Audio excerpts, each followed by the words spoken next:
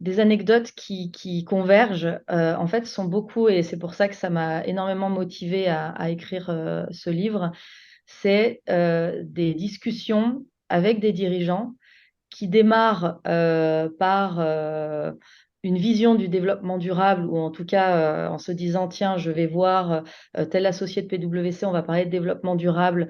Donc, on arrive, alors, petite anecdote, où le dirigeant me dit, vous voyez, on peut éteindre la lumière, regardez, j'ai mes poubelles de tri. Donc, je pense que je suis vraiment très, très bon sur le développement durable. Voilà, donc, ça démarre comme ça. Et au fur et à mesure de la discussion, on parle d'autres sujets, de sujets justement nécessité de transformation de business model. Et donc, on arrive à la fin de certaines discussions de 1 heure et demie à complètement changer le sens de notre échange. Et c'est ça qui est assez motivant, et de se dire, bon, on est à l'échelle d'un ou d'une dirigeante à un moment donné, mais finalement, on a un métier qui a du sens et qui a de l'impact, et donc le démultiplier.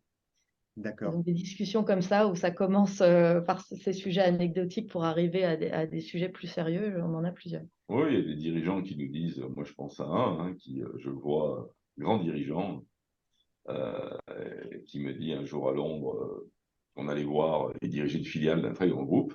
Et donc son président me dit, il faut absolument aller le voir pour parler des transformations qu'on va devoir mener à l'entreprise. Et donc, il m'explique que ça n'a aucun intérêt, qu'il ne comprend pas que son président s'intéresse à ça, et c'est à la limite qu'il me fout dehors. Le même, un an après, parce qu'il est quand même dans un groupe, et donc son président a dû lui dire, bon, je suis le président, me reçoit, et là, m'explique que c'est absolument fondamental, qu'il veut absolument transformer sa filiale, et je lui demande, mais que très bien, formidable, mais et puis de façon extrêmement dynamique, quasi criant dans son bureau qu'il fallait aller plus vite. Et je dis, mais qu'est-ce qui se passe? Et il dit, bah, c'est mes enfants. Il dit, mes enfants, ça fait un certain temps qu'ils me bassinent sur ce que je fais au niveau des courses, mon usage de l'avion, mon usage de l'automobile. Et pour moi, je pensais que c'était à l'époque, je vais citer des références historiques, mais il disait, je pensais que c'était comme Justin Timberlake, ils allaient passer de Justin Timberlake à Madonna, et puis 3 mois après au nouveau truc. Et donc là, c'était le moment green et youpi. Mais pas du tout.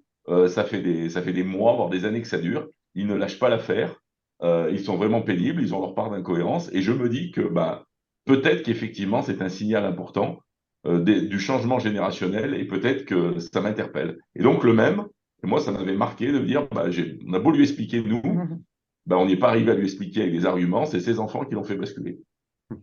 Intéressant. Et Frédéric, vous auriez une anecdote de même à nous conter? Euh, la responsable de l'insertion et la diversité dans une grande entreprise nous disant avec un grand sourire, j'étais invité de manière polie une fois de temps en temps dans les réunions parce qu'il fallait.